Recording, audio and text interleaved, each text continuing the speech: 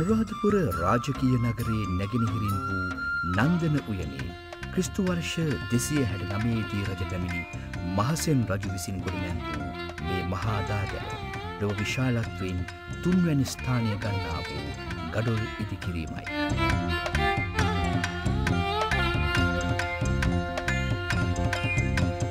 පිහිටිගල හමුවනතුරු අඩි 26ක් ගැඹුරට අත්තිවාරම් කපා ඕනෑම භූචලනයකට පවා ඔරොත්තු දෙන ආකාරයෙන් ගොඩනැංවූ මේ මහා චෛත්‍ය පමණක් නොව අවට විහිදුණු දැවැන්ත ගොඩනැගිලි සංකීර්ණයන් පවා කියාපානුයේ අපේ මිනිසුන්ගේ ශ්‍රද්ධා භක්තිය පමණක් නොවේ. අපේ අතීත විශිෂ්ට ඉංජිනේරු තාක්ෂණයේ බලමහිමයයි.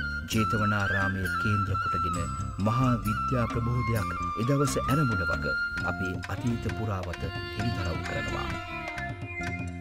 එකී ප්‍රබෝධයේ පරිලන්නට විදේශිකයන් පවා පැමිණුණා.